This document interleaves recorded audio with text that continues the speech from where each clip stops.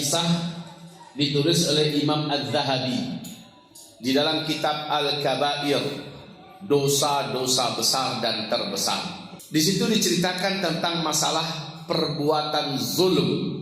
Seorang lelaki, kalau bahasa kita sekarang preman, penjahat pasar, datang ke seorang nelayan yang baru saja menepi dari laut. Sudah lama para nelayan sulit mendapatkan ikan. Kali ini ada seorang nelayan mendapatkan ikan lumayan sebetis. Ikan ini memiliki duri-duri yang tajam di punggungnya. Dengan semena-mena si preman tadi langsung merampas ikan itu. Apa kata nelayan? Tolonglah Pak, sudah sekian hari kami sekeluarga tidak makan. Satu-satunya pendapatan saya setelah beberapa hari hanya ini. Izinkanlah kami makan dari pencarian kami ini Pak, jangan diambil. Tapi si penjahat preman ini tidak menggubrisnya, dia tetap bawa. Lalu dengan menangis nelayan ini berkata, tinggalkanlah sedikit untuk kami Pak, potongkan sedikit, bagian mana saja terserah, kami lapar Pak. Dia tidak menggubris, tetap diambilnya. Tertusuklah tangannya, salah satu jarinya oleh duri tajam di punggung ikan tersebut, yang ternyata punggung ikan yang berduri tersebut mengandung racun yang lumayan kuat. Kaum muslimin, dia bawa ikan itu, dia jual ke pasar dengan harga lumayan, lalu sambil tertawa-tawa dia menikmati hasilnya. Sementara nelayan merasa sakit hatinya, tidak terima perlakuan zalim tersebut, dan dia pun mengangkat tangannya kepada Allah Subhanahu wa taala.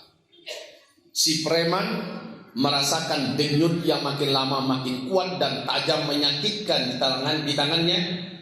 Akhirnya dia tidak bisa tidur, agak mendemam badannya, keluar keringat. Besoknya dia datangi tabib. Apa kata tabib? Racunnya sudah sampai ke siku. Sementara yang bagian ujung ini, kalau tidak cepat dipotong, maka dia akan menjadi bangkai dan membusuk. Tidak ada solusi, tidak ada, dipotong. Kemudian malamnya, besok malamnya dan malam berikutnya makin hebat sakitnya.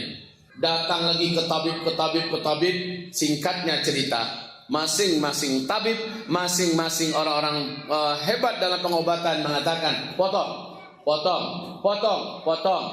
Kaum muslimin hilang tangannya. Sakit ini baru akan hilang bila engkau mati. Si preman tidak mau mati, kaum muslimin, dan dia akhirnya bertanya kepada orang saleh, ulama, bisakah Tuhan membantu saya? Bisakah kiai meruqyah saya dan sebagainya?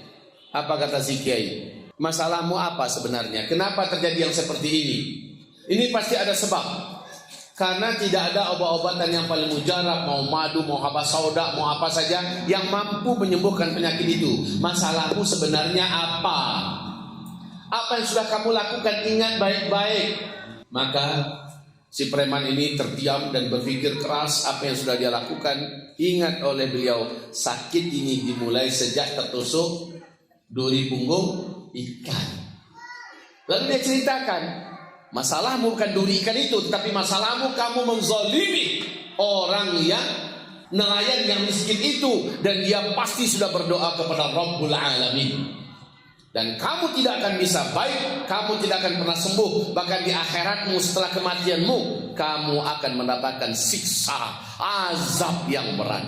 Apa yang harus saya lakukan? Sang kiai berkata, datangi nelayan itu kembali.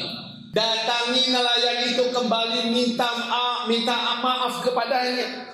Jangan pernah engkau pergi meninggalkannya sampai engkau bisa mendapatkan kemaafannya, dan minta dia mendoakanmu kepada Allah Rabbul Alamin.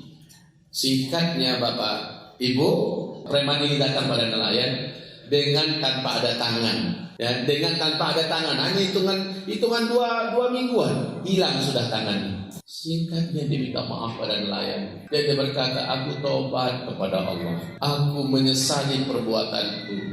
Wahai Pak nelayan, ikhlaskan apa yang aku ambil.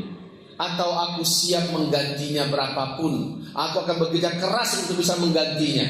Lihat sekarang aku sudah tidak punya tangan. Dan kalau ini dibiarkan, mungkin saja leherku juga dipenggal untuk bisa menghilangkan rasa sakit ini. Dan aku tidak ingin berakhir hidupku dalam keadaan zalim. Dia menyatakan taubatnya, dia minta maaf sejadi-jadinya. Nelayan pun memaafkan. Dengan seketika setelah si nelayan memaafkan, saat itu juga Allah hentikan semua denyut rasa sakit yang luar biasa tersebut. Allahu Akbar. Saudara-saudaraku, buatlah kejahatan, dia sendiri yang akan menuai hasil kejahatannya.